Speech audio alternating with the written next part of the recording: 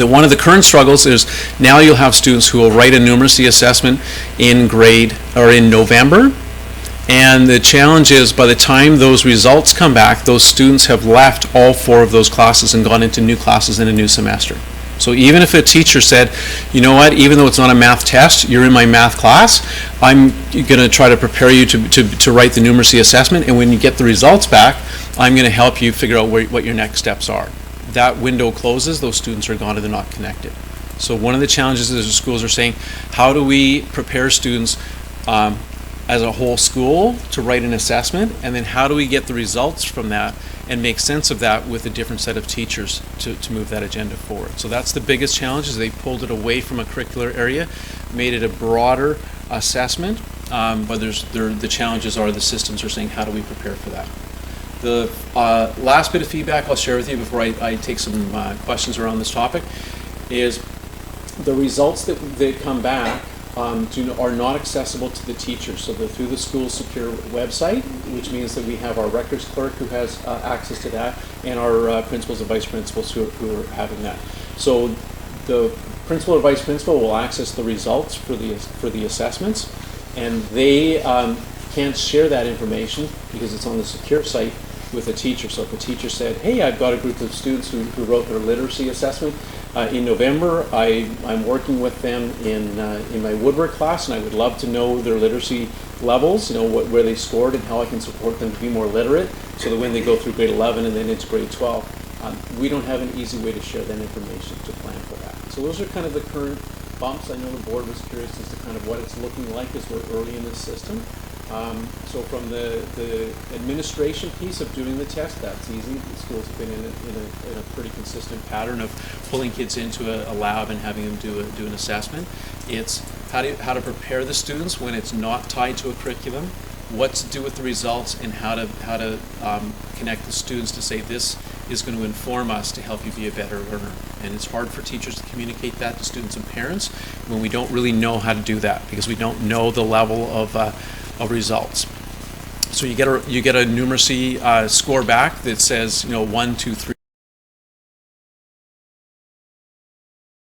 Feedback to be able to hand that to a teacher and say, here's the assessment, so that you can tell how their 2 arrived or how they arrived at a 3. Because you can have 5 different students all achieve a proficiency score of 3.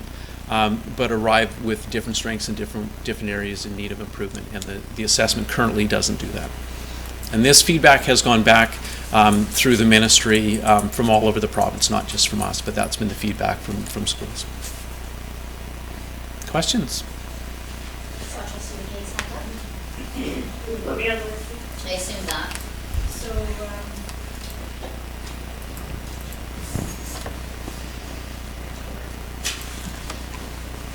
through the chair, so as this has been rolled out over the years, we heard that students would be able to retake those assessments. Yeah. So they're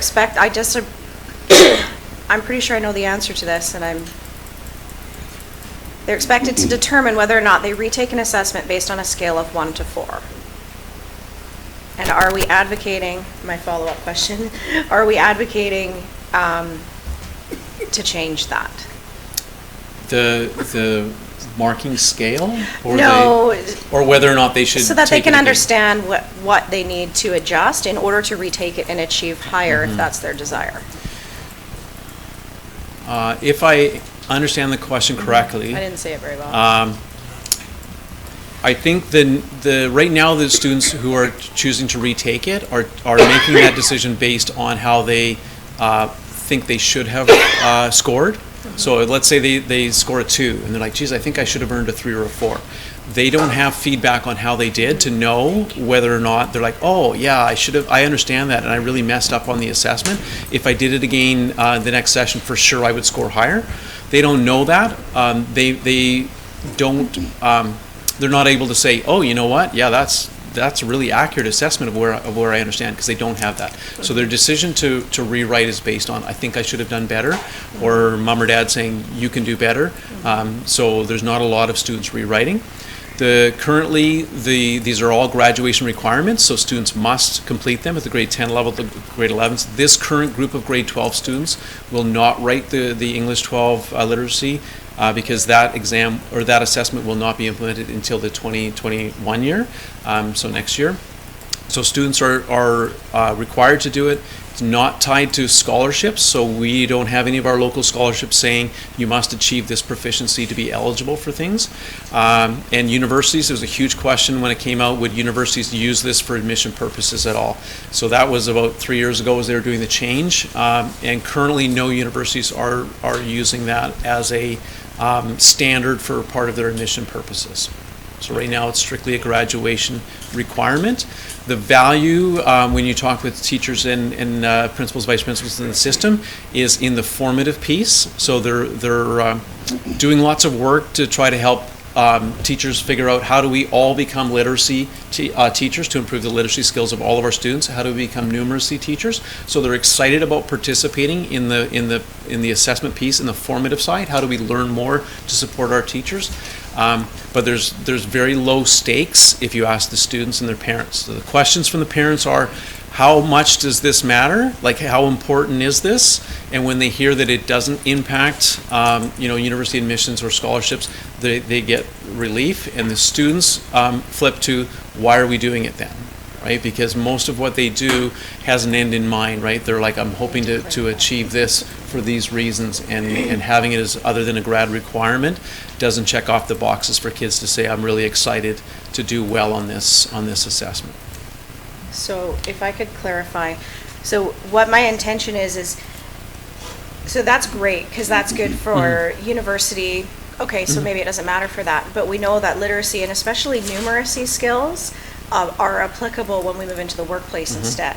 So I guess what I'm saying is, are we advocating as a district to make sure that the ministry is opening up that dialogue so that we can give that feedback back to students? Because they need that in order to be successful, not in an academic way, but in successful in other areas. Considering we have CTC sitting here, I can think of how math becomes applicable, but that's more of a numeracy thing, a usefulness tool. So it's just that advocacy piece that I hope that we're doing to get that feedback loop opened up. Yes, and so one of the questions is, if you want it to be formative, you have to do it earlier in the year. So doing it in June doesn't make sense. Doing it in April really doesn't make sense. So the early assessment makes sense. Providing feedback at the student level, so that schools can do something with that and share it with teachers and say, here are the areas of why a student would have scored a 1, 2 on the proficiency scale, and then the school can develop strategies to say all through the entire system, here are some strategies you can do in a home ec class, here's some strategies you can do in a woodwork class, here's some strategies you could do in a social justice class that are all related to improving literacy, improving numeracy. That you would see teachers saying, we're eager to see the results of this, and right now the results are a bit of a black hole, and we're not there yet. And we're advocating for the ministry for that, because that would give value to the system. And students don't mind writing assessments if they know that their teachers are going to have something to do something with to make them a better learner. Trustee Higginson? Thank you. I will just also add to what General Secretary was saying, that yes, there's advocacy happening in that area, just so you know, from the BCSDA perspective, and it was actually supposed to be part of what when the assessment was rolled out, but the problem was that the computer system that's utilized doesn't actually meet the needs that are required. So they have to upgrade the computer system in order to provide that feedback to teachers. So they're working on it. So my question, though, is around the November writing period. My understanding as well, and maybe it's just that I didn't hear you, is that we can offer this up 3 or 4 times a year. And so are we offering it 3 or 4 times a year, and when are students writing it the most? So each school has their own schedules. For example, Dover Bay had 747 student writes in the January session for the literacy and numeracy. Most schools have tried to use the November session to get as many students through as possible, so that a January or April session can be a second attempt for students. And if a student's in grade 10, the expectation would be that they write it in their grade 10 year, and then have their grade 11 year to write their second and third time if they want. That's the typical approach that schools are taking for those sessions. Okay, thanks. Can you put me back on the list, please? I assumed that too. Trustee O'Neill? Yeah, thank you. I think my question may have been answered, but I'm going to ask it a little differently, because at one point you mentioned, sort of through the chair, principals can't share the assessment results with teachers. I was unclear if you meant that they can't share because the systems, as Trustee Higginson expressed, don't allow for that, or if it was more about privacy reasons that we are restricted to share certain aspects of this assessment. And then that flipped to my sort of follow-up, which is, this is definitely, in my mind here, impacting the information that the teachers can then apply to assist the students, and what the overall goal here is. So in a roundabout way, could you answer that question? Yeah, absolutely. So to correct what I might have said earlier, principals have access to the student results and can share out the results. But when they share out the results, it's just the numerical score, the proficiency. So they can share out, if a teacher says, geez, I'd like to know how these 25 students performed because I was helping them prepare for this assessment. They can find out here are the students and their scores 1, 2, 3, or 4. What they don't get is what typically they would have been able to receive when you do like a grade 12, in the old days you do grade 12 adjudication, so you'd ask for an adjudication result, and they would give you the actual results for where they scored high or where they scored low, much like the FSA provides some strand breakdowns for the scoring within the assessment itself. Right now there's not detailed information that would be informative. So if a teacher said, I really want to change how I prepare the next group of students and do some different strategies, they don't get that detailed information to be able to say, I need to do this differently. And that's what teachers are asking for, right? They're saying, if I've got a student who scored a 2 and they've said, I would love to rewrite, can you help me? They would, a teacher would not be able to say, they'd be able to say, yes, I can help you, but I don't know what specifically you need to build up on your strengths. So I'm next on the list. And I guess my questions are very similar to the ones previous asked, but it seems to come from my understanding that this formative assessment doesn't seem very useful from a formative perspective. So help me out, please. There's a number of things I don't understand. When we look at the proficiency scale, it seems like an awfully blunt tool to provide feedback about student performance. So I'm not sure why we chose that, why we don't have more detailed information about areas of strengths and weaknesses, and why, and even like, it for me brings into question the validity of the whole assessment measure. So it doesn't seem very valid to me. Do you want to tell me why you think it is, or do we need to be doing some advocacy? I hear, Trustee Higginson warned us. You should do some advocacy for sure, and I think as Trustee Higginson indicated through the Trustees Association, you want to advocate that the assessments have value to the students and the teachers in the system for sure. Here's why I'm hopeful for a formative assessment tool that the ministry is collecting. I think it's always healthy to collect provincial data and district data, so I think that's helpful. Just like they've asked students to self-reflect on the core competencies, I think there's value in taking an examination out of a curricular content area and making it more of a broad-based assessment. I think there's value in that. As I've said earlier, teachers are excited to say, where's my role in helping these students become more numerate, or where's my role in helping these students become more literate? So I think that aligns very well with the redesigned curriculum. I believe that the ministry was correct in moving to a formative style assessment. In grade 10 literacy, the scoring is actually RM, requirements met, so they don't actually provide a proficiency. So, and I think part of that was to take away the pressure of saying this is not it's not a value judgment of your literacy skills. It's not a score. It's just this is a requirement to do, with the idea that the ministry would say, and your school will learn from this and be able to support you when you get to the grade 12 literacy assessment, which is a bit more of a terminal. You're exiting the system. So I'm hopeful, and would be very disappointed if the ministry does not take steps to provide more information about the students' scoring, so that schools can share out strategies on how teachers can help students be more literate.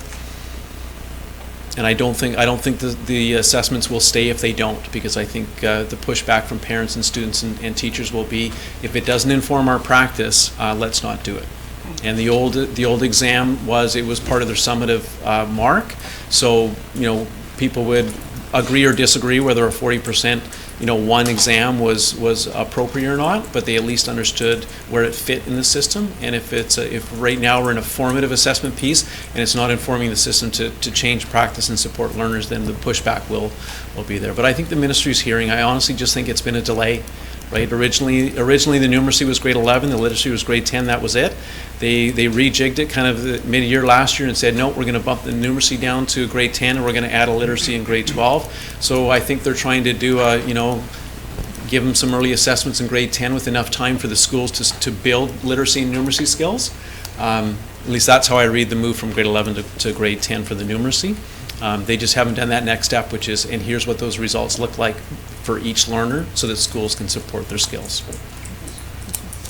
Trustee Keller? Thank you, through the chair. So I think what I'm hearing is maybe that we're in a bit of a transition stage of sorts, and sometimes that can cause confusion for parents.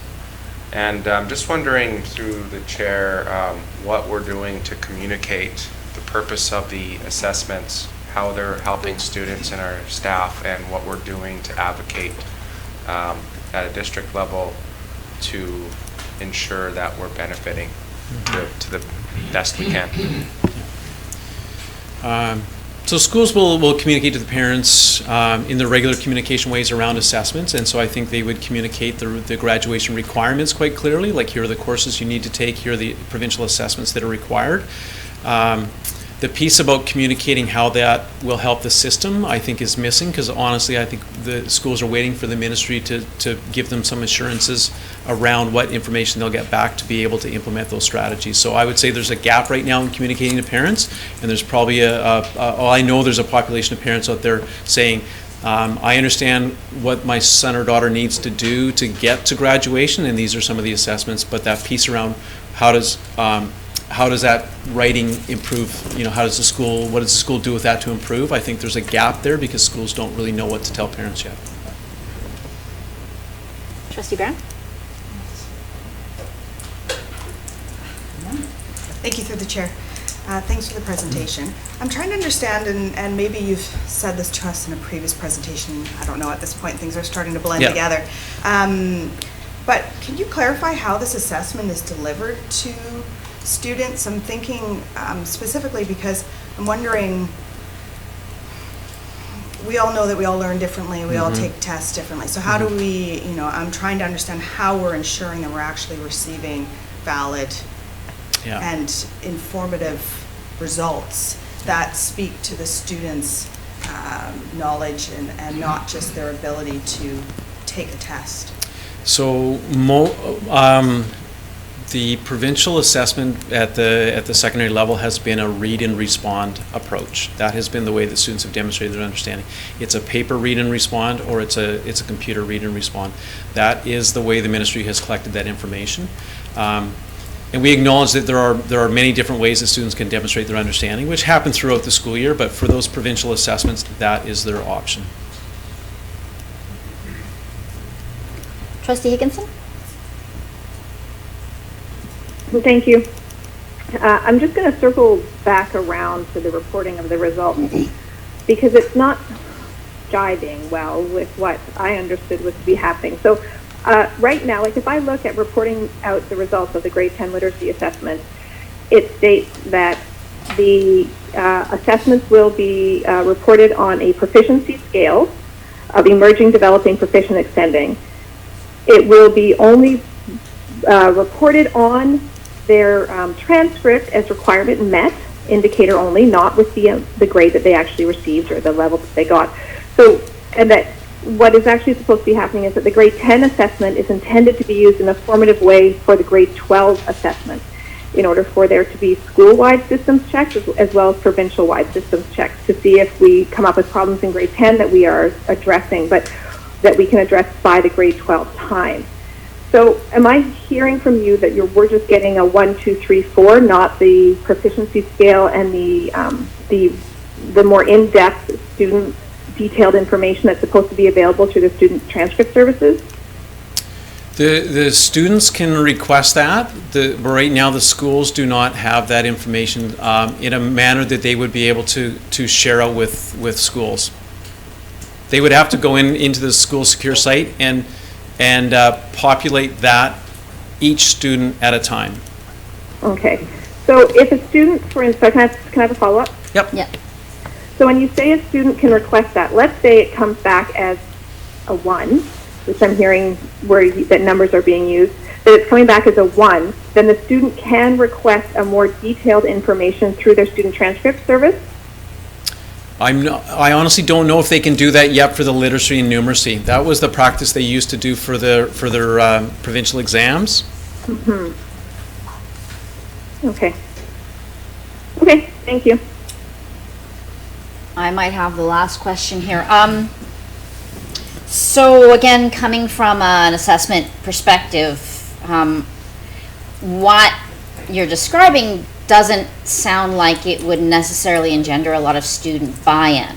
So I'm wondering if there's concerns and has there been discussion about the extent to which that the results would be valid, an accurate reflection of students' skills and abilities, versus, like, are we comparing it to their other performance measures that we're seeing in the schools? Like, are we doing an assessment validity check of student results?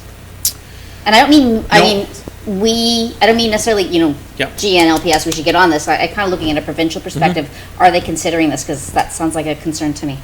I'm not sure from the provincial perspective. I know within our district, even back when the first numeracy was just a trial one and they did that and the results came back, I know schools were trying to do some kind of a validation to say, did these results, do they match up with what we know about these students? And it was a challenge because it's not a math test, right? So people were looking and saying, this student achieved a 2 on the proficiency scale of 1, 2, 3, and 4.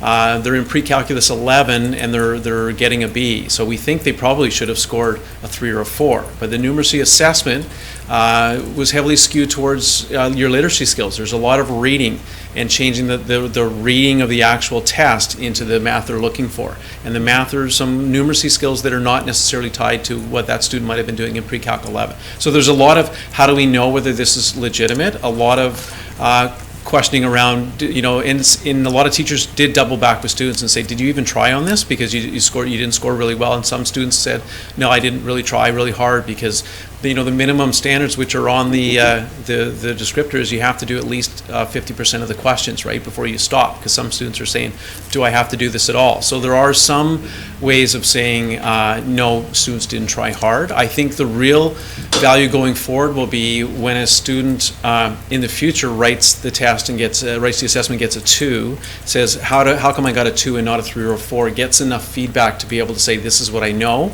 and then schools put in some strategies to support them, and then they rewrite and get a 3. That will give us that validity to be able to say we have higher confidence that the results we're getting as a district are valid. Thank you.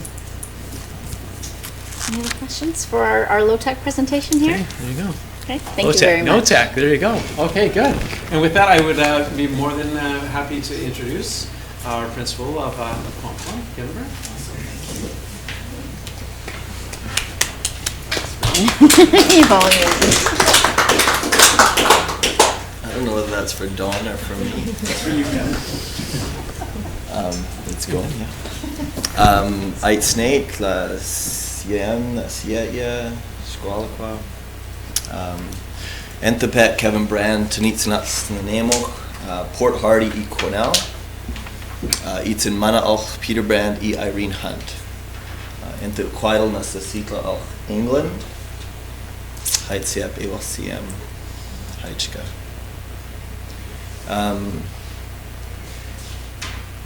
More specifically, we're taking, this meeting is taking place on the, just above the village of Unweenus. Unweenus is now where the reserve is down, like Center Street, if you know where the band office is, that village site was called Unweenus, and that'll come up later in the presentation. Do I need to speak into this, Dale? Is that better? Okay. I want to thank you for taking time tonight to hear an update on Quam. I'm going to walk you through a bit of a language lesson to start, and then I'm going to give you sort of 4 little anecdotes based on the board goals, and hopefully you'll have some questions here because Derek wants to sit there a little longer.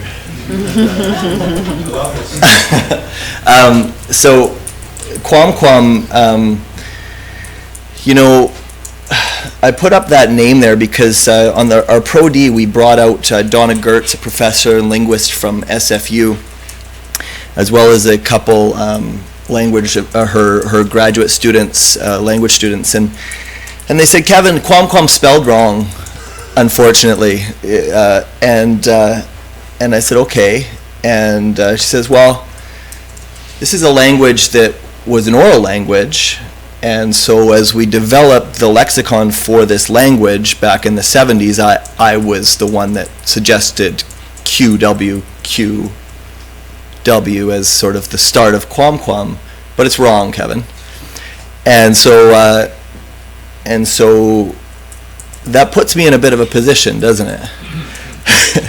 And so that position of discomfort, I think, is a nice little insight into the journey of how do you move forward in what's right, in contrast to what has always been, in contrast to what is, in contrast to what perception is, in contrast to what might be necessary right in front of you. So that's my burden to bear. But I wanted to bring that to you just as a way of saying, you know, Quam, as it's written, is one issue, but Quam, the word means strong, okay? So what I'm going to bring you is a bit of a picture of strength of our community, a picture of strength about where we're at, but also a little bit of information. I introduced or welcomed you, I said, Aitsnate Siem na Siaya. So Siem, respected ones, and Siaya is friends. And when I say Aitsnate, and I actually have to apologize, the presentation in your handout is incorrect, so you'll have to follow along with me here.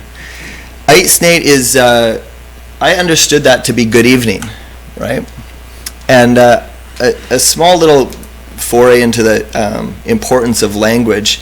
If I take away the S on snate, I'm left with Aitsnate. Take away the S, I've got Nate. So Nate is familiar, native, right? So when you study language, and this is recent learning for me, Ait means good, right? Aitsnate, good evening is what I thought. But Aitnatus we know is, Bill, Aitnatus, good morning, right? Well, in actual fact, the Nate of Natus is a reference to evening. So when we're saying Aitnatus, it's actually Ait, good, night that is now past, right? So you see how that ties together. And without having an understanding of language, we don't open up this entire process of discovery that says, wait a minute, this is a culture and a tradition that measures its days according to nights, right? And what is the significance of that as we just sort of peel back one little layer of one little word, right? So how are we going to do that? Well, don't worry, that's my burden to bear, not yours, right? Like, so this is the journey we're on. Here's another little piece. Ait is good. Ait is good. So Enrichment, so it's good something, right? Enrichment, in fact, is beautiful, right?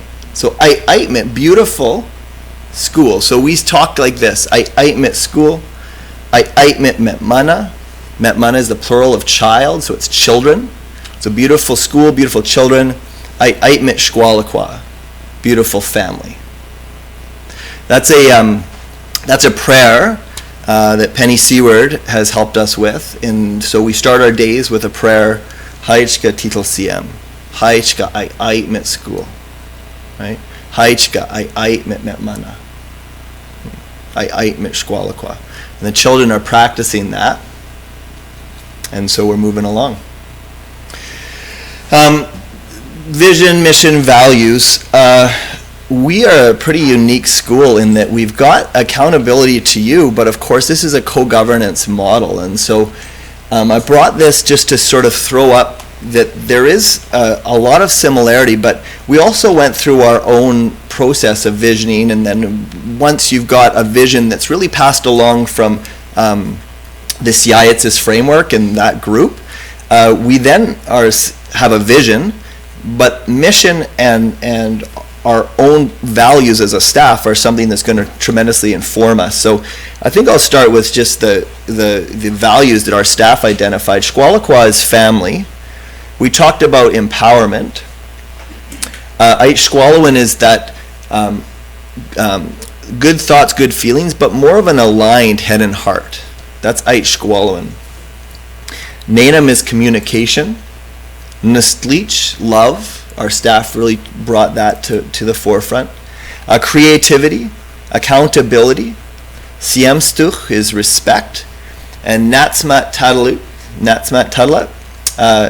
Nasumat is together. Tadlat is learning. So Tadlat is learning. So those were the values that our staff shared. And then our mission, I'm not sure if you can see it on there. It's a bit difficult with the resolution there, but I'll read it out loud. This is created through our staff and based on information we understood from the CIATS policy, but also in collaboration with Elder William White. We are to be Kwam Statla, a strong river that helps spread Snuneymuxw culture, goodness, and belonging throughout this sacred territory. As Szkoła, family, we're never alone. Each day we protect, help, and care for each other. Our Snowolch, which is canoe or car, our Snowolch is guided by Snowayolch, which is your traditional teachings and wisdom, and traditional Snuneymuxw values. We ushel, is paddle, with bravery, and we know we belong. That piece about knowing we belong was reiterated by the elder. We need our school to be a place where children feel like they belong. Okay, these are, I understand, to be your goals, and I wanted to again go into a few stories to highlight those. These are our people. These are our amazing staff. These are folks that deserve the greatest respect for coming as family, for showing up, for working hard, for being learners themselves, for keeping their hands open, both to receive and to offer. But Michelle is there. She's the only one there that doesn't work at the school currently, but she came and made drums with us last week prior to our language lesson. So I just wanted to raise my hands to our staff that is doing the work each day. In relation to individual needs, this young girl is an example of one of our beautiful children, Mana, that comes to school each day and finds belonging, and we are asking ourselves, so how is it that we can bring all these staff on board to both be strong in the Snuneymuxw ways of knowing and learning, but also to bring in the best of what we know as pedagogical approaches, teaching methods, strategies, and so forth that we've really grown in our district. And so this question is a question that we have brought forward recently in a mini inquiry with our learning coordinators. And it's really around getting behind our teachers to do tier 1, which is sort of your essential classroom instruction. How do you broaden your classroom instruction to meet a more diverse set of needs, both academically but also emotionally, spiritually, right? And so this is the only slide that will be full of text. We came up with this idea of how are we going to make the greatest difference and what efforts are we going to put in? Well, we want to have strong tier 1 for all educators, and we know that if many of our learners are struggling, we don't have a tier 2 or a tier 3 problem, we've got a tier 1 problem. We've got to figure out how our core instruction can meet the needs of more students. And the way to do that is we thought, let's try and do this through a collaborative partnership with these learning coordinators who carry with them an expertise, but themselves would be learners in our environment, right? There's a whole lot of learning that anybody walking into Quam is going to go undertake. So looking specifically at literacy and numeracy, and then some strategies as well. So we're coming near the end of a 6-week cycle that was with the learning coordinators immersed in our school. And it really does connect those two pieces about individual instruction, individual learners' needs, and then strong instructional practices. So I'm going to use an example of our grade 4-5 teacher. This is Lisa. Lisa has a beautiful touch screen in her classroom, and what she's talking about is Wonder, Buffalo, and Girl. So as she's doing this, Lisa's taking a great big risk. She's using Google Classroom that she's never done before. And she's doing so in front of a group of complex, diverse learners. Right? By grade 4-5, there's a diversity within that classroom, right? Well, how are we going to ensure that she feels confident enough to take that risk? We've talked about innovative practices. Well, we want innovation, but that's a great thing to ask a teacher to do. So here we go. We got Isabel in the classroom with her. You can see Isabel lighting up as she's talking about her passion, and she's a Google certified expert for Google Classroom. So she's in there right with the teacher. They've pre-met. Lisa's taken her prep, worked with Isabel, and now they're doing the lesson together. And you've got all the students there with the Chromebooks ready to roll. And Lisa's confidence is now bolstered, right? She's sharing, she's got confidence of that person's right there with her. And Isabel is not asking Lisa to do anything impractical or hypothetical or theoretical, because she's right in there seeing the impact of every moment of that day, right? And that piece is vital. So what's the end result for our learners is this little guy, right? He's got this on his screen in front of him, but through this process of collaboration, this child now has a skill set, and I'm not sure if you can see, if you look really closely, it's got the Google Read Write app embedded within the assignment. So for anything that this child wants to hear, they simply highlight it and click play. For anything that they don't know how to type as quickly as they might want to get their ideas out, they plug in and they speak, and then they have that process of correction and adjustment. So this partnership of these two professionals in the classroom has directly impacted this child's learning trajectory and so forth. Learning is now accessible in a new way. What does it require? Well, it requires time, right? It requires the learning coordinators to be on site, working alongside, to be committed. It requires trust. This teacher needs to know that it's not going to be this sort of questioning or judgment when this other person's in the room. There's no hierarchy. It's a teacher to a teacher, so that piece calms down, right? Right? And then finally, there needs to be a desire for collaboration. It needs to work. It needs to impact kids, or teachers aren't going to buy into it. But this is a beautiful example of how that individual students' needs are being met through this particular initiative. Reconciliation is it's everywhere in our school.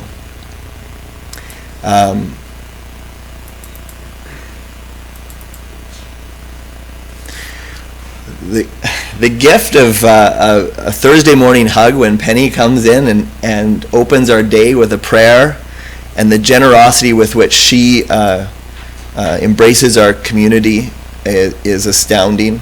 I'm so humbled by the way that the community has been generous towards us. And so we position ourselves as listeners, right? When somebody like Penny is in the building, we position ourselves as learners and listeners. And we sit in on these classes as she serves her community, teaches us. It's wonderful. And Mr. Jerry Brown has also been deeply involved in our school. I did email this out to a few people, but I'm going to leave this with you. This is a brief snapshot of 3 things going on in our school right now. But in there it speaks a little bit about the elders and what they're doing in our school. But that openness to community is something that we stated from the outset that we would strive for. We are doing that. Prior to coming here today, I had the opportunity to speak with a grandmother who was in. She was in tears hearing about 2 of her grandchildren being served by our K1 teacher and our grade 2-3 teacher, how the teachers are embracing their children and their strengths. She has her whole story that she's bringing with her when she comes into that school, but the fact that she felt so lifted up by our teachers, to me, is something I can bring back to those teachers and just say, listen, you're doing the work, good job. Finally, this concept of systems accountability, and I understand sort of the notion of systems accountability, but let's focus just on this concept of accountability. I don't know all the names, so I'm going to pull out my phone and I'm going to acknowledge them here today, okay? This is a group, Quipathet Anwinis. So Anwinis, I suggested, was the village site that is now number 1 down the hill. This group here, I'm not going to be able to find it, it popped off my phone. This group here was a group that in the 70s came together, acknowledging that their community needed to take action to disrupt the trajectory of where they were headed, where colonization had brought them to, and the impacts of residential school and so forth. And in the middle, with a tie, is my now dear friend, Elder William White. At that time, he was an education coordinator with the school district. And he worked with these elders to get a sense of what is it that is the common thread of the strength of our community. And what they found was people that were familiar with their culture and language and strong in the big house traditions. Those were the people that really stayed rooted and grounded. People that knew their language, people that were connected to the old people. And so our accountabilities are great. At the same time as the accountabilities, we have tremendous support. The district staff, the senior staff, all the way down to every person that we're calling up for advice, for support.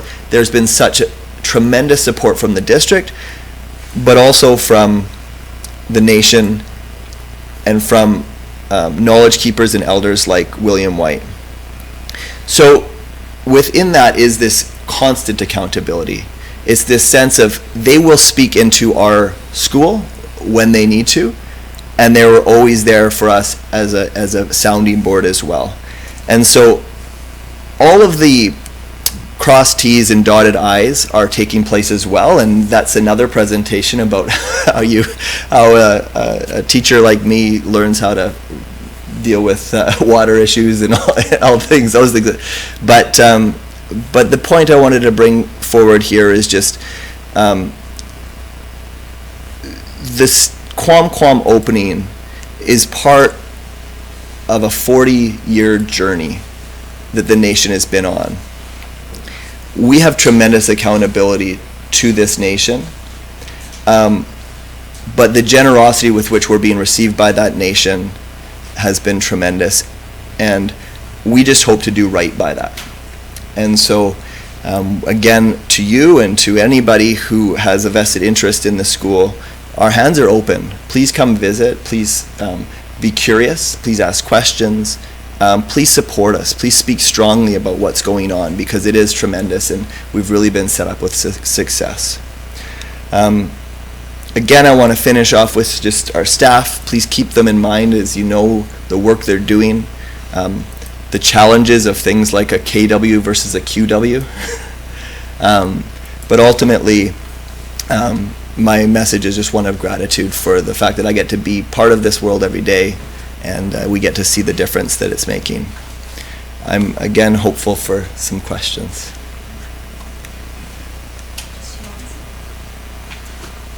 One question and a follow-up.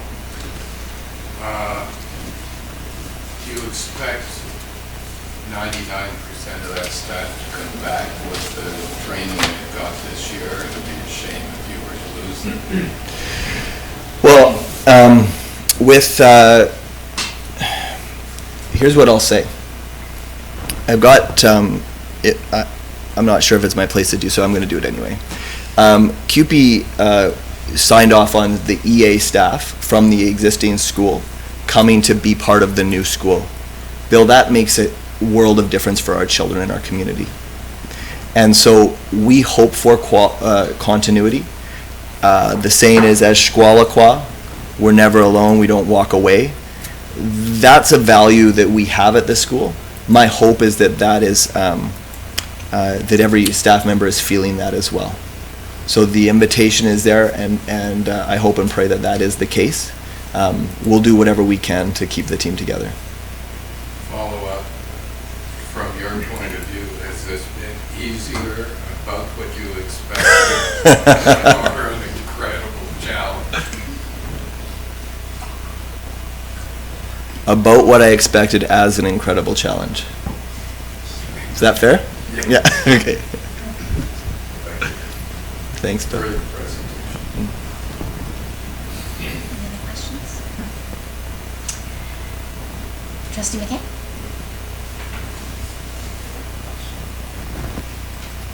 Hi, Chuck. CMCA.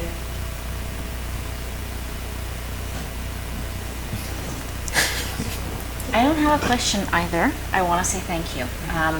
You started off this presentation with the display of your own learning.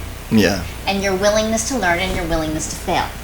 You know, like your openness to the process of learning, which isn't necessarily about a great achievement of knowledge. It's about acquiring knowledge and understanding that we don't have that knowledge to begin with. Yeah, yeah. So you beautifully displayed that, and I don't know if that was intentional or not, but that is incredibly motivational. And I think that all of our students need to see that from our leaders, is that learning is a process where we start from perhaps not knowing, and we gain knowledge as we go. So I feel like you shared that with us tonight, and I hope that all of our students get a chance to see that. I really appreciate that.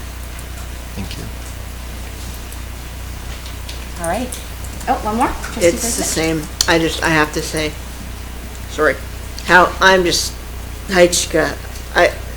there are no words for how proud I am of this and of what we're doing, the work that you're doing and the work that your team is doing and your leadership and just your commitment and your obvious love for these kids in this school, and just well done. Thanks. Yeah, well done. Thank you very much.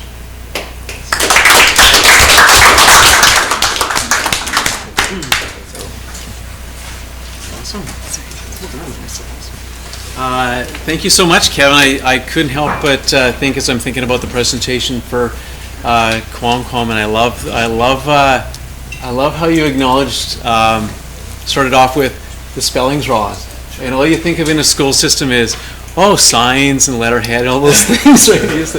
But the beauty of an oral language, how the just to have that voice in the room is fabulous. And the thoughts of that little girl about being a place, a school where they belong is just, and bringing them into their schooling experience in such a rich and beautiful way is fantastic. So we're super proud of the experience and the leadership you're showing there. We're excited for that. And as I was thinking of the transition between Kevin's presentation and Derek's presentation, I was thinking, we just want to bring kids into the system in such a good way, but we also want to provide those trajectories as they leave, because we have so many of our students when we say where are they going and are they prepared to go there next. And I think Derek's and his team's presentation will give us one little insight into where some of our students go. So Derek Beeston. Perfect, thank you.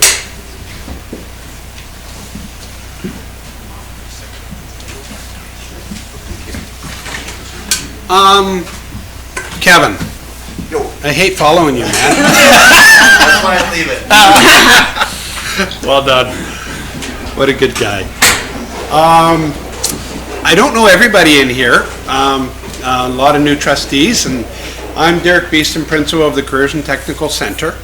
And what we do is basically we help build skills for students with ADST or hands-on activities from basically grade 5 right up to grade 12. But our main objective really is to help transition students onto whatever it is they're going to go on to in life, whether that be a university, trades, foundation training, or the workplace.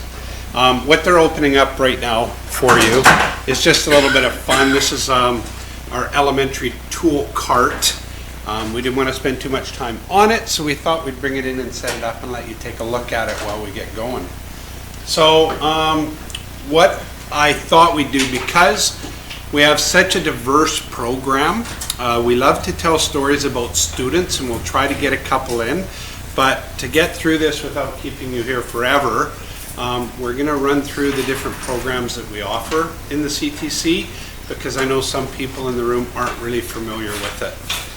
And how does this work? That one, perfect. Good. Okay, so we've broken it up into 5 levels. We have a program called Train and Trades. That's where we have 17 level 1 foundation programs. What I mean by that is a foundation program is when it can be an adult or a student. They go up to any post-secondary college that offers trades programs, and they spend anywhere from 6 months to 9 months doing their foundation program in different trades like carpentry, electrical, hairdressing, what have you. And at the end of that foundation program, they get their level 1 certification. So that's sort of that first one. We have 17 level 1 programs and 5 different post-secondary partnerships that we work with. Then we're going to jump on to our career programs, where we have 5 different career programs, including some summer camp opportunities and samplers. Our third one is our dual credit enrichment program. It's set more for, it's okay. Set more for our highly academic university students. It's sort of an enrichment program that we have in the district here, and we'll go over a little bit of that. Our fourth one is a work in trades program, where we work with employers partnering on apprenticeships that lead students to not only get hours towards their apprenticeship, they get a $1,000 scholarship from the Ministry of Education, and they get 16 credits in high school. And lastly, we have our elementary trades program, not last by least by any means, that Alex is going to talk about when it gets to. And that's what part of this display is part of our elementary trades program and why we've created these carts in the first place as we go. So train and trades. I'm going to back up one because I went too far.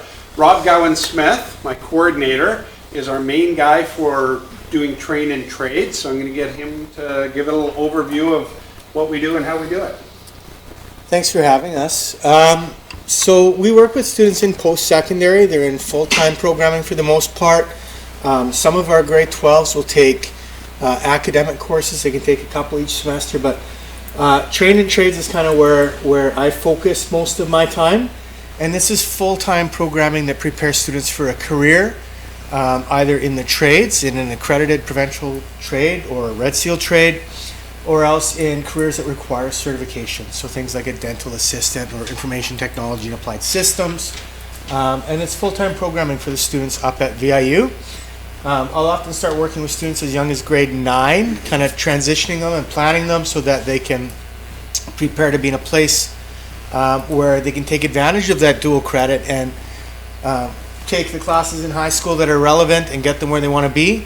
But then also when they've taken the woodwork classes in high school and they really want to go build a house, then they can transition to the university level and they can get some high school credits for electives up at the university. So they would go into an 8-month carpentry program, same as you or I would if we signed up to become a carpenter at VIU and do the foundation program, and support those students while they're up there. So we support them with everything from, helping them transition on that first day, find their room, make sure they have their timetables, make sure when they get those notifications from VIU, they're checking their emails and aware of what's going on, to having all their work gear that they need, to in class once they're up there. It's an incredibly huge step to go from high school to university at any time, let alone when you're in grade 11 or in grade 12. So we really help them with that. Also helping parents correspond with the university as need be. Parents phone the university can't actually talk to them, those instructors and stuff, because of information privacy rules. So I can do things like put them together in a room if we need to, work just really at disseminating information back and forth. And for the most part, it goes super, super well. We have a higher success rate in our programs than the provincial average by a significant amount.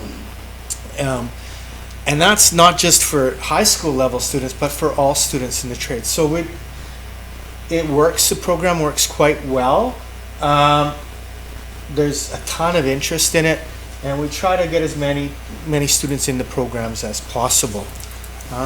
Where did the clicky thing? I got the clicky thing. What do we got next on the That's me. dual credit enrichment?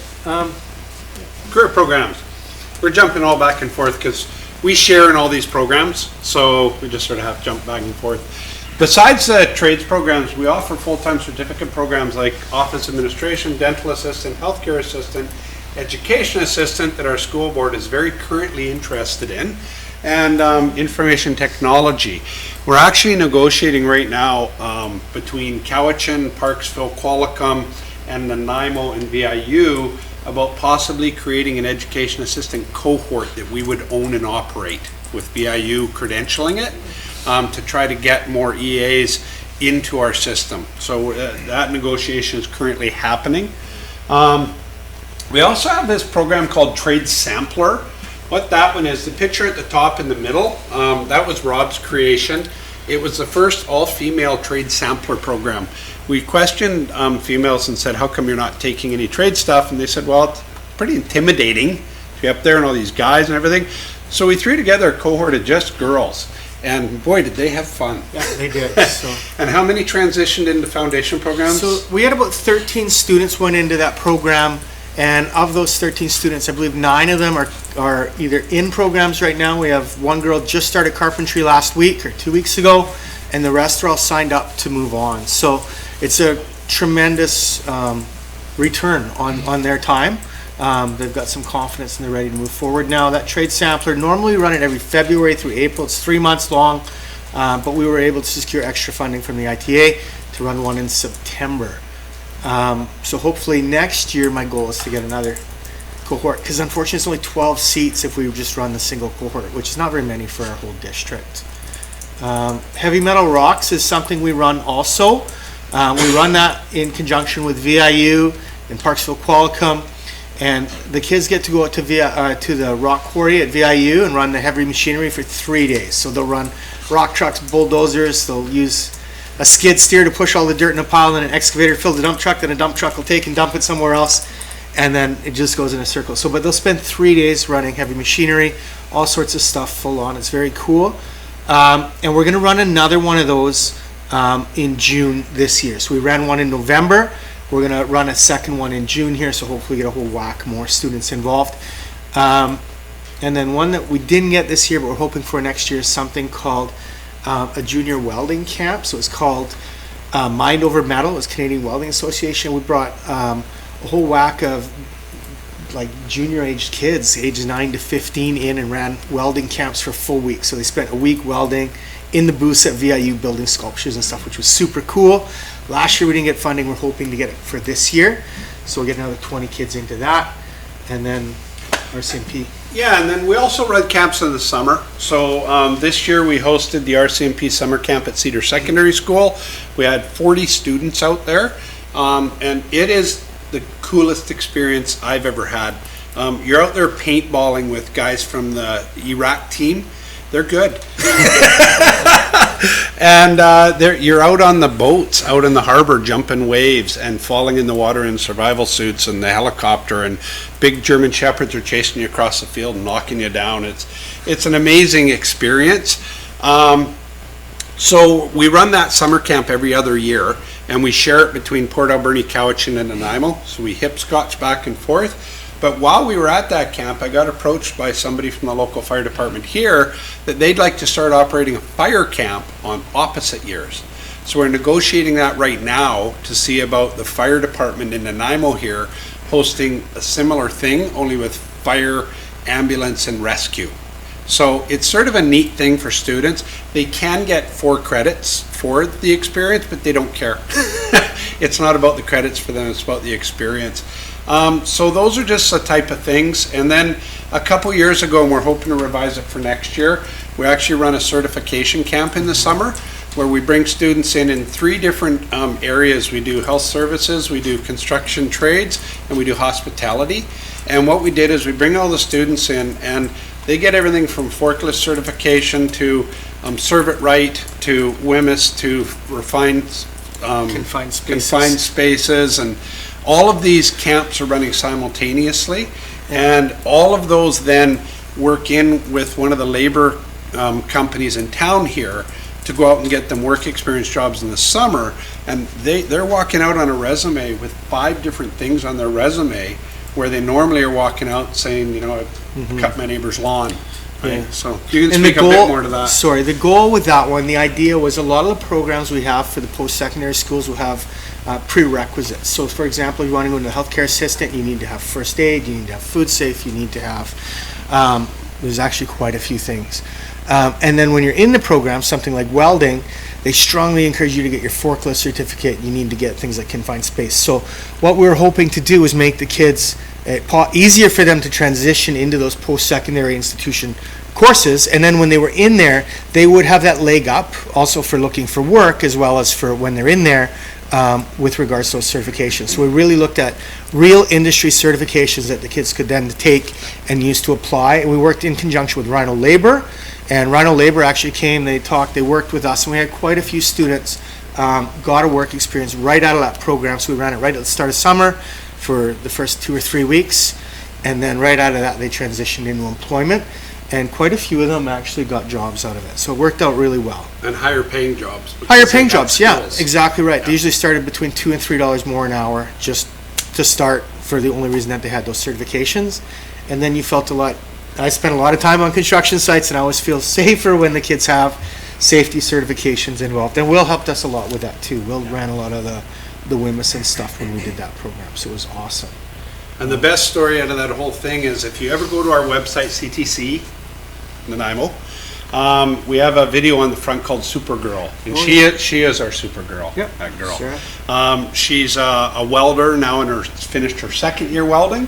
But she took the certification camp and took her first aid. Yep. And then she tells her little story. 4 months later, she was in a Nanaimo Clippers game, and somebody in front of her was choking, and she actually saved the guy's life because she took her first aid in her certification camp. So that's sort of a fun story. Cool. So anyway, so those are some of the different programs that we run. Dual credit enrichment. That one there is, right now the way it's set up is, it really is an enrichment program. It's for our high academic students. To get into the program, which is actually open this week, I pick up all the applications next Friday, you have to have 3 A's and a B in academic programming.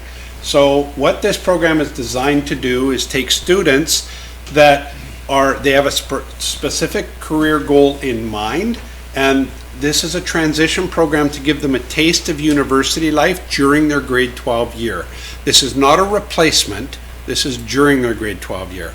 So these students are expected to be able to maintain their grade 12 level work, plus add a course or two each semester at VIU.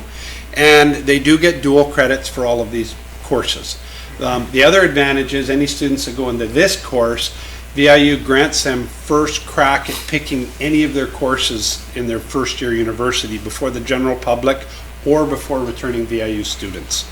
VIU does that, of course, because they recognize they're getting the best of our best of our best. So they're using us as a recruiting tool. I don't mind because it really is good for our kids, right? So this is a neat program. Like I said, it's open right now. I pick up all the applications next Friday, and then my spring break is going through all the applications to pick which students are going to go on to the next level. And they'll spend next year up at VIU doing courses, one of 94 different courses that are offered in the program. And we're looking at ways to evolve this program and take it to the next level due to our Mid-Island partnership we have with Vancouver Island University.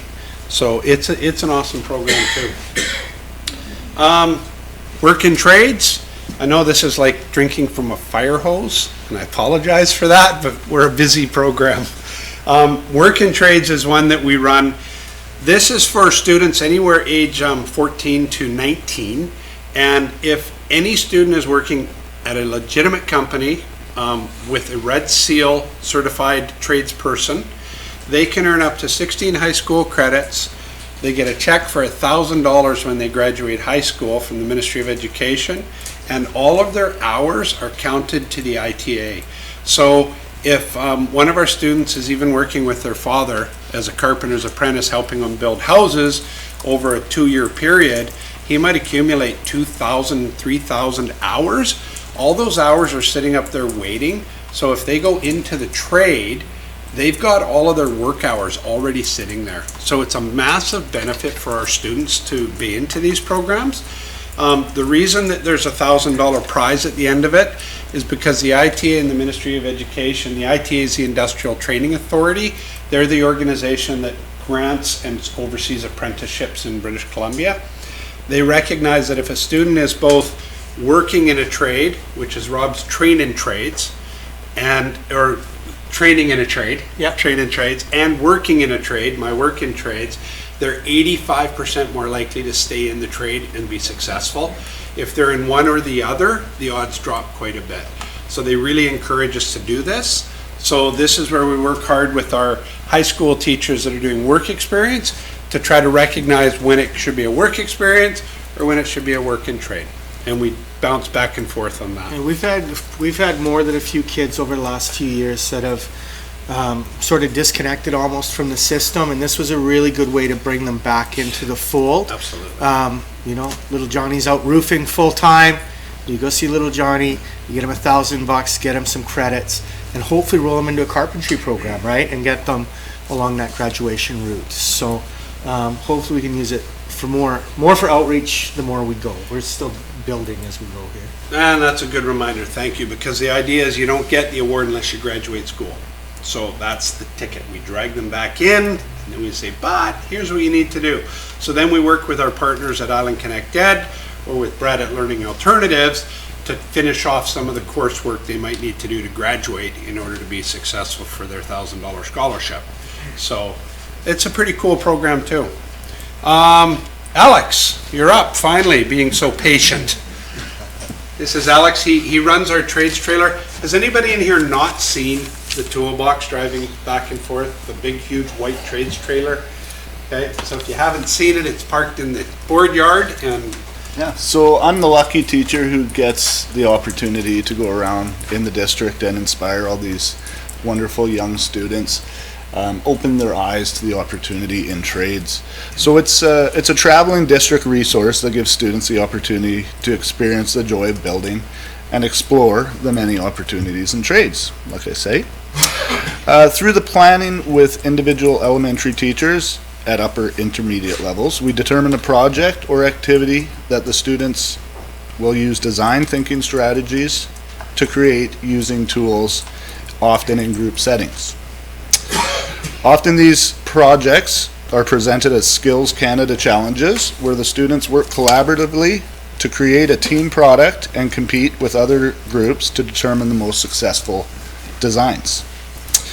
Other times it's simple things like picture frames or string art or Christmas decorations. So it's all over the map. Gravity vehicle, spaghetti bridge, and wind turbine challenges are some of these activities with Skills Canada.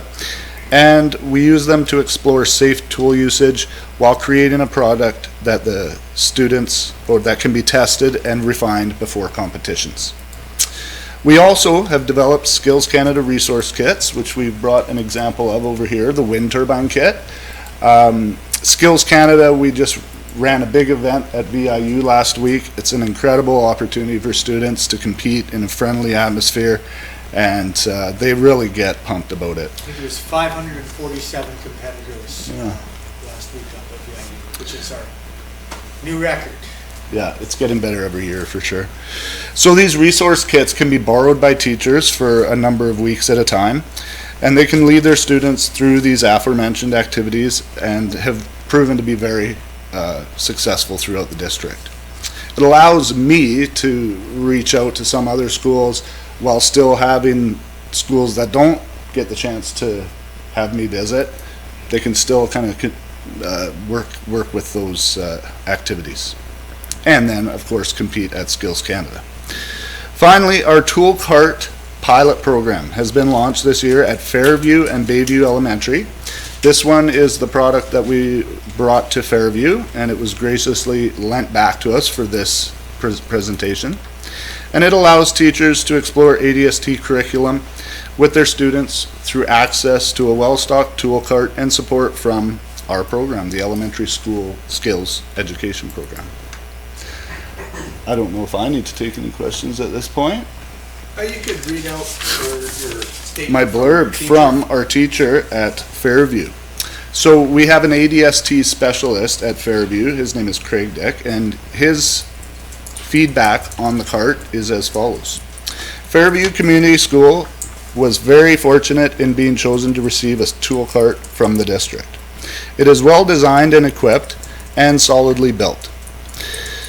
It has provided every intermediate student at Fairview with the opportunity to work with hand tools in completing a woodworking project.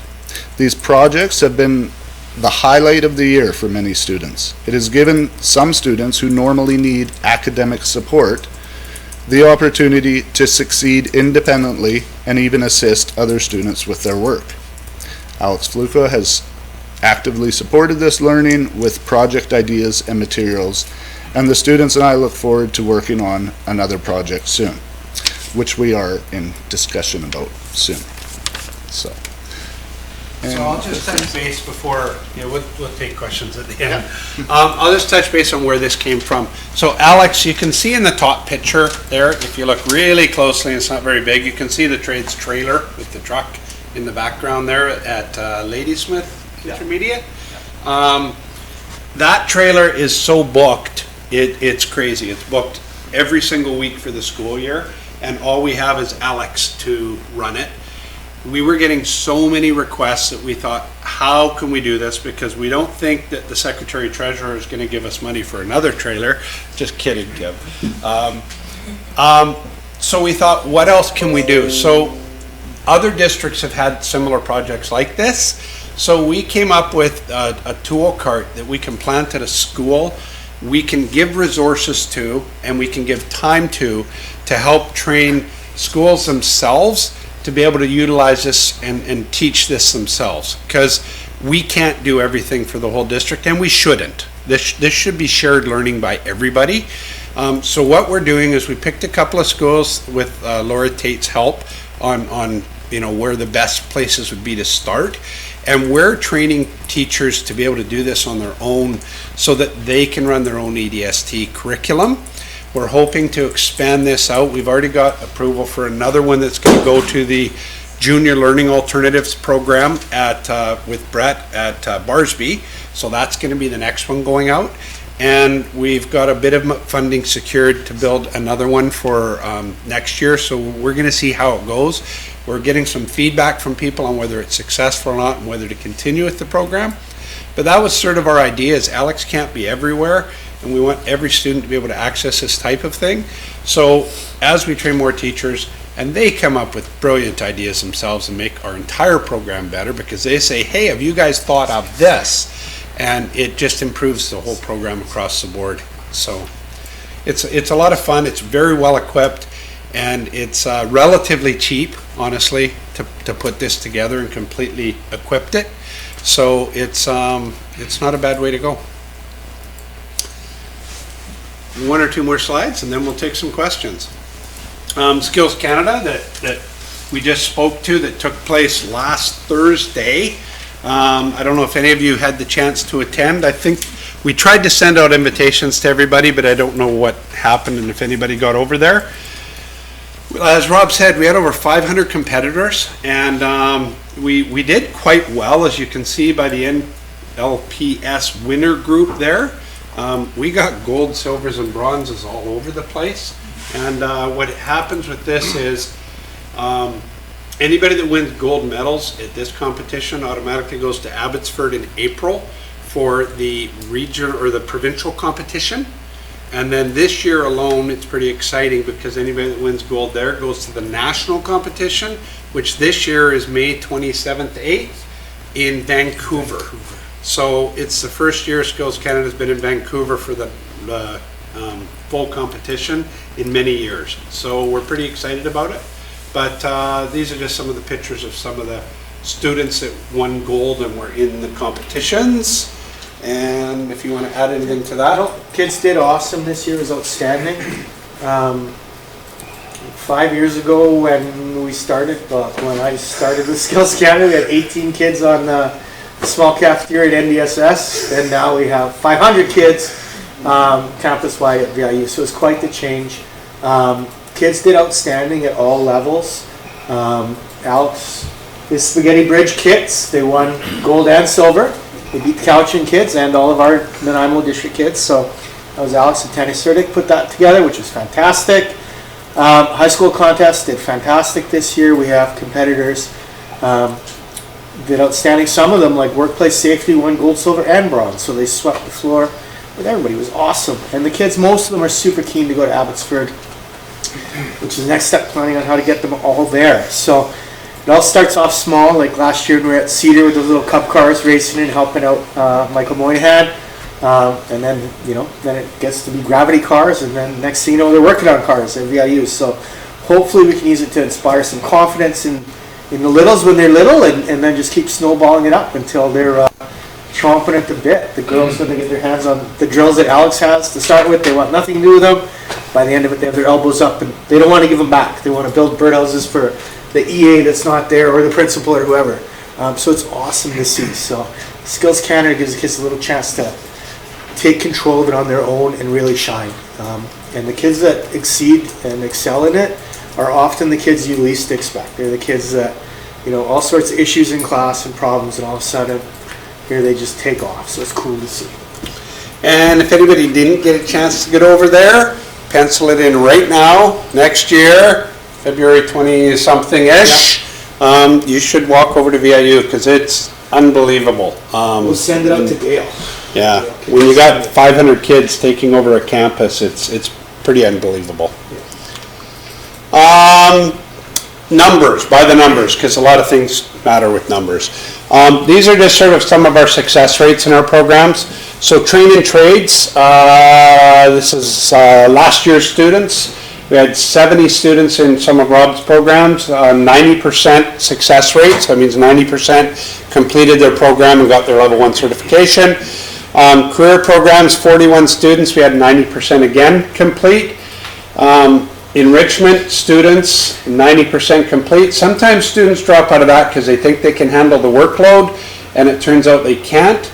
And our policy always is your high school stuff counts first. So if you're struggling, you need to let go of the enrichment stuff and concentrate on your high school work. So that's always our priority. The work in trades, that's 100% success rate with our work in trade students.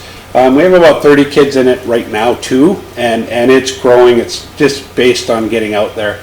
And I think this number is a bit low on the elementary trades, 2,800 plus contacts, but I think last year you had 3,400? Yeah, 3,500. 3,500 students that Alex touched, worked with, communicated with. They all get to bring a take-home. So these were examples Alex brought of the take-home items. Quite often they'll build, well, sometimes class projects and stuff, but they always get a take-home that they get to bring home with them too. So a lot of happy kids, Yeah, which is very, awesome. very excited to be part of that for sure. And that's it. So we're happy to take any questions and like I said, I know that's a lot of information.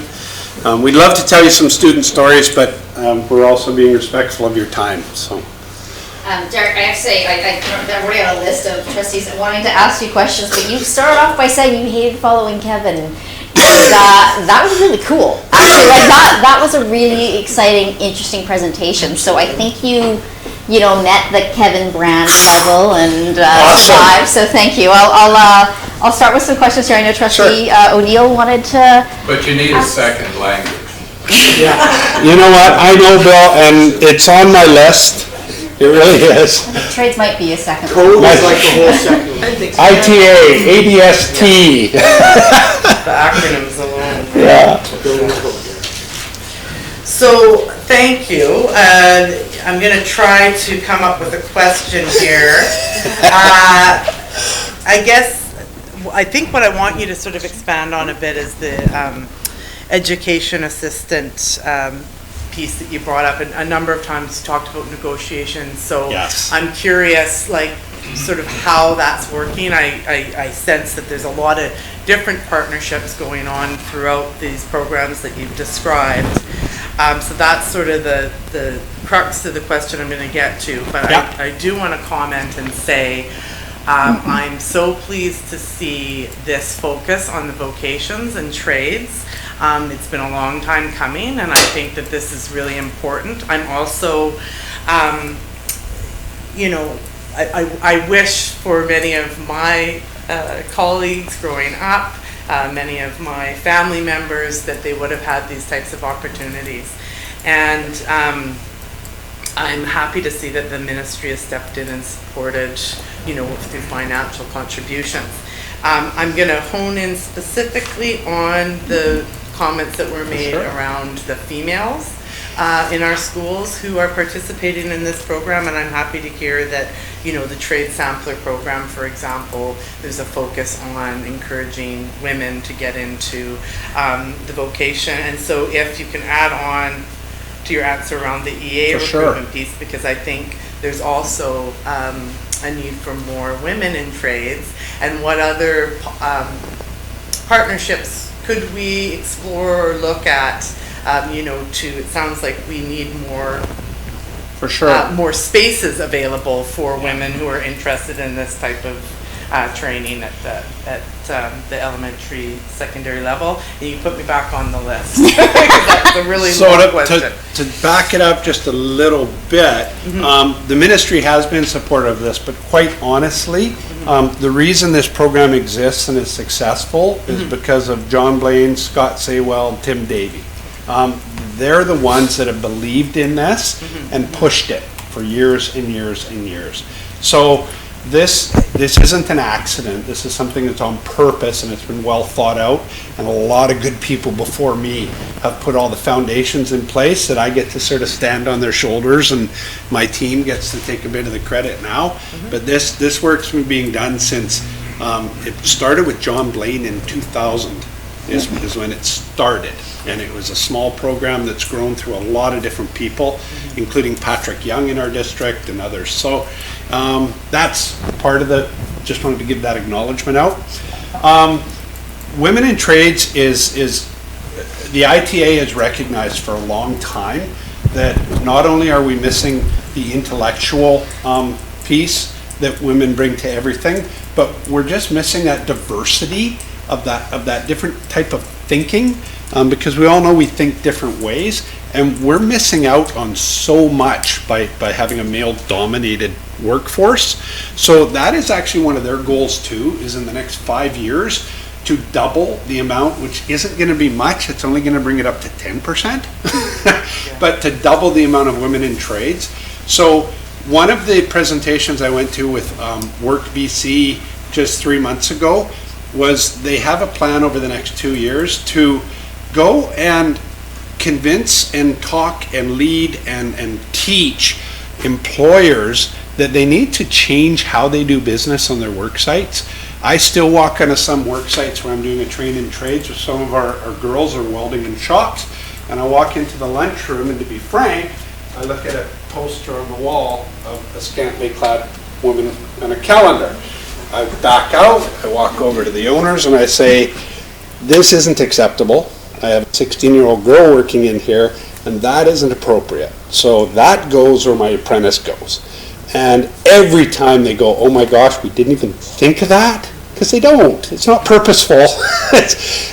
So they go, yeah, no, it's gone, right? So we're trying to improve all of our work sites to make them appropriate for everybody, right? So that's part of what we're doing. We work really close with an organization called Women in Trades on putting together presentations, and that is one of our goals too, is increase, and that's part of Alex's program, that we're trying to find a way to tease out if we're being successful or not with information. Is, like Rob said, some of the girls that come to these sessions, they're really hesitant to getting involved, but by the end of it, try to pry the drill out of their hands, right? So it's really exciting to giving that confidence to everybody, and especially some of the learners that don't feel they have anything to contribute, and show them early that, yeah, there is a place for you in our learning environment and in our world and in our shops and everywhere else we go. So. We actually had this year in Victoria, the ITA invited 2 of our students that had graduated from our programs to come speak at their Women in Trades conference. One of the young women that went, she was on the spectrum. She was a second-year welding apprentice, and another one was a girl who had dropped out in grade 11, moved up north, came back. We got her math and her English. She went through the welding program and was working. She's a second-year welder now. So they came and looked for those girls, and they brought them in to speak at that conference. So there's 2 girls that had awesome experiences, and hopefully we can get a lot more in the future for conference. So I don't know if I answered your question. Okay, good. Thank you. And Trustee Robinson? Yeah. First of all, before I start, I should mention I've got 3 pieces of furniture in my house that I built when I was in school. Nice. They happened to win first prize 3 years in a row at the auto exhibition, but who's bragging? Who's bragging? You are. He was the only one in the competition, he forgot to tell you. Yeah, only 1 piece of furniture in each. Hey Alex, I just found you a volunteer to go out to the elementary schools with you to help the kids. Oh, I'd love it. Yeah, you gave credit to John Scott and Tim. Rumor is around the district that you think outside the box, and you must take a lot of responsibility. This program has grown. I came in touch with it in about 2003. I wrote a column on one of your students who did a practicum for 2 weeks or something down near Mateo Sutton Park. There used to be a trade building there at some time. And then they liked him, and they hired him weekends and summers. So when he graduated, got his $1,000 scholarship, bought a bunch of tools. He also bought himself a truck as a graduation present. He started doing Red Seal training over at BCIT. He was paid to travel, paid while he was there, and the course was paid for. And a couple of years later, he bought a house, had 3 buddies renting rooms. I'm sure the house was paid off quickly. And by the time he finished his Red Seal and his university buddies were graduating with $30,000 debts, he owned a house. He'd upgraded his truck, and he was a Red Seal. I can't remember what trade it was. So, just by way of saying, there's a lot of exciting stuff. I was going to ask, I did go to the trade sampler with the girls this year. And I wondered how many stayed in the trade. You said nine. 9 of them, Yeah. And they looked like doctors, lawyers, teachers, that they didn't strike me as girls that would be interested in the They trades. look like it now when you see them with their welding masks, with their tool belts on and stuff. They look like they belong. It was awesome. It's Thank pretty you cool. for everything you're doing. Trustee All of Rcmp? Thank you. Excellent presentation, as always. This card is fantastic. Alex and me designed and built it this summer. This is So fantastic, absolutely fantastic. I guess the question for me is sort of along the lines of what Trustee O'Neill asked. More broadly, as trustees, one of the things we were asked, we were talking about with the last presentation was advocacy, so that's my same question is, what areas, in what ways can we be best advocating on either ministerial level to support trades? And basically, tell me what are your most pressing needs right now? Well, to be completely correct, I think I need to run those through my assistant Fair enough. superintendent, and they go through the Learning Services Committee, because they Fair have a enough, much yeah. broader picture of the district than I do. So I'd rather change fair that enough. question around a little Yeah. bit, and just say, the support we've been getting, we're almost never told no. We're just told how, right? Okay, good to know. So we get tremendous support from our senior management team. So it's just a matter of the opportunity to share what we're doing so that people understand what it is we're doing. So that's a really good thing. And also it's nice if, a few trustees can come out to some of our events and check it out and see what's happening. So that would be a really nice thing to happen. And what would be the best way to find out? Sorry, just Yeah. cheated. To find out about events. Well, generally, I will put them through to my assistant superintendent, Okay. who will put official invites out to the trustees. So that's normally the procedure Okay. that we'd go through. Thank you. But thank you for the question. And Trustee Keller? Thank you. Thanks for the presentation. I really appreciate that. I'm a huge supporter of providing opportunities for students in the trades programs. And I have lots of questions, but I'm mindful of the time. So the one I'd like to ask to me, it's really important. Are we meeting the demand for these programs in our district? In some areas we are, and in other areas we're not. So one area where we are meeting the demand is in our train and trades programs. There's only so many seats that are available to us, and Rob has waiting lists for every single one.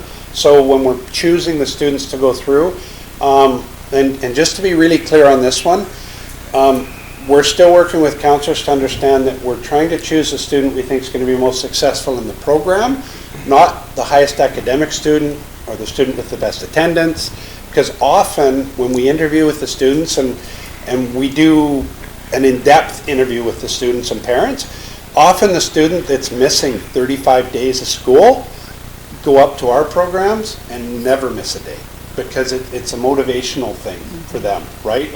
Sometimes the structures in our schools don't always meet the needs of our students. So when we can provide them with a different form of education, a different atmosphere to work in, it allows them to be more successful. So in that area, we're good. Where we can still grow, and it's just a matter of manpower getting out and doing the work, is in our apprenticeship area, with going out and securing work in trade placements for students. It's labor intensive, because you can imagine you've got to go to the employers, find out what their needs are, match them up with students, go back. There's a lot of IT paperwork, all that kind of thing. So there's a lot of back and forth work, a lot of paperwork, busy work, right? Sure, we're limited on time, so if it can be a short one. Just a follow-up to staff. Through the chair. In order for us to better understand the needs of the program, can we have this conversation as part of our long-range facilities planning project when we look at programming?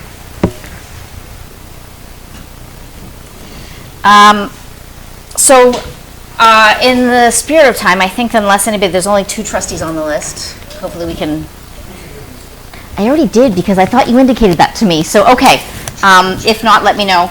I will try to make my comment quick. I, as an academic, cannot be more excited about this. Because I really see the value in exactly what you said. It's often those students that don't necessarily succeed from an academic perspective, but are incredibly brilliant, right? Those visuals part engines in kindergarten and fully understand the systems perspective of an engine, but yet struggle in the reading. So those students need to have a way to succeed and grow personally as well. So I see the incredible value in this. And I think our community really values this as well, because when we did the strategic plan consultation, one of the themes that came out of the feedback was that a desire for hands-on type trades, not just trades, but hands-on learning. Yeah. And that didn't necessarily come out in our strategic plan, but that was a strong feedback from the community. So I want to communicate that to you, is that there's lots of not only do our administration see value in this, but the community has communicated to us that they see value in that, and I think that's really important. I also want to personally thank you for an incredibly female positive perspective that you just brought. I try to bring that from a STEM perspective, and that science needs to have that. I am so incredibly impressed that you just put forward that argument. So thank you. Personally, as a woman, bravo. I'm not going to ask a question because I'm going to limit it, but I want to put out something out there, which is that because I see so much value in this, especially for some kids that might be struggling in our classrooms and might not be traditional learners, is to think about how is it that we can reach out perhaps to teachers that might be struggling, or maybe teachers that might be overwhelmed. Yes, teachers that are doing really well might reach out to you, but sometimes we need to reach into those classrooms that have the challenges, and how is it that we can do a better job of that? So not necessarily looking for an answer now, but maybe that's a conversation or something in the future, because you really do save children's self-esteem and worth when they succeed in ways that they aren't necessarily those needs are not being met in the classroom. So thank you very much. Well, we're working closely with our learning coordinators. They're a terrific resource group, so we do work with them. And on valuing the success, one thing Rob just reminded me to point out was that VIU now and other universities are now saying that if you become a journey person with a red seal, that now counts to 2 years towards any university degree. 2 years, that's great. So towards any academic degree, because they're recognizing now that there's more value than just sticking a nail on a wall, right? So, yeah, so it's pretty exciting. Trustee Barron had a question, and then I know our, I don't even know what to call you, you have so many titles. Can I go? Through the chair. I'm going to talk really fast. First thing, I just wanted to quickly share that I had the opportunity to participate in one of these, not this exact one, but the ones that go around in the, what's the difference? The trades trailer. Trades trailer. We call it the trades trailer and the trades cart. Yes, So. and I just want to say that a student in particular, I'm thinking of, who had some challenges engaging in the classroom when presented with this opportunity, was beyond engaged and was so excited to be able to bring home this, I think it was a birdhouse, to his mom at the end of it. And so I've seen kids' eyes light up when they have the opportunity to do this hands-on learning and to build something. It's just such a great thing that we're offering for our students. So thanks for all your work around that. I am really intrigued to know more about this EA that Trustee O'Neill had brought up. I think that's a fairly new thing, the EA section. And it is. I'm interested to know more. I'm also interested to know if there's been some, I don't think we have time now, so maybe this could be information that we can find out later, but I'm interested to know if they have a similar process set up where if they take the EA program that can go towards, a 1 year's towards academic program, if they have something similar set up. And just one final thing, I really want to know how you work that tool. I don't know what it is. Alex can give you a devil of the break. Yeah. So we're having a VIU Symposium on dual credit coming up here that you will be getting an invite to. That'll be coming through Mr. Blackcomb. So, and that symposium is all about how dual credit works, where can we go next, how do we build more relationships. And Mr. Saywal has shared that he is interested in expanding our dual credit programming. It's really complicated, and we have to do it carefully and thoughtfully and make sure that we do it right. But this year, we entered into a mid-island partnership agreement with BIU that was in 2 years in the making on all these relationships and how they work. But it's, I want to say almost endless possibilities with what we can do with BIU. But again, we have to be very respectful about our teaching profession and not encroaching on our teachers and their positions, and making sure that it truly is a dual credit programming. So there's some stuff to work on, but the invitation will be coming out, so if anybody wants to come to that symposium, me and a couple other people will be presenting on ideas like that, on how we can build on these programs. So Great. Absolutely. Okay, Mr. Zvir, have a question?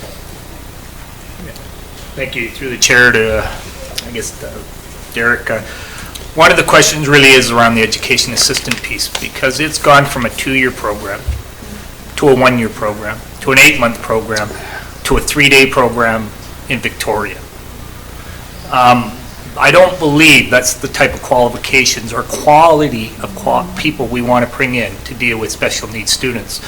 So although they're doing this, I'm very curious to what their expectations are, because for about 13 years now, if not longer, we've tried to get a certification around education assistants from one end of the province to the other, just like teachers have. So there is some recognition of the work that they do, and it's proud work, it's good work, and I don't want to see it watered down, and this is a notion of possibility of that happening. So although you all want to trump it, I just don't think if it's going to be a watered down solution, it's not a good one. So I'm just cautionary about that. Thank you. So to respond to that through the chair, it's the program we're talking about isn't a watered down program. It is VIU's educational program. There is no watering down. Whenever we do any programs with VIU, it is 100% their curriculum, and our students make it or not based on that. So they're sitting in the same room as adults taking the exact same certification program. So yeah, and I agree with you. EAs are an amazingly important part of our fabric. We couldn't survive without them, and I'm with you. I don't want to see anything watered down either, Rob, so. Thank you. Alrighty, and just concluding comments from our superintendent designate, Tim Davies. I just truly want to pass on my congratulations and thanks to each of you for presenting this evening, Alex and Rob and Derek. Derek, you mentioned people who came before you, but I'm going to give credit to your colleague as well, who's gone on to other areas, but Rcmp for her work, and the dedication that the three of you show to this program and choices for students is tremendous. So thank you very much for that. I truly do applaud you. And I also want to give mention to Kevin Brand's presentation. Just his dedication that he's providing along with yours is a tremendous asset to our district and to students. So thank you very much for that. And Mr. Belcombe, thank you very much for your insightfulness around the assessments that we have. So it's a great evening, and thanks for sharing with the Education Committee. Appreciate that. We'll leave this open for you to just take a look at before we call it away. So thank you for your time.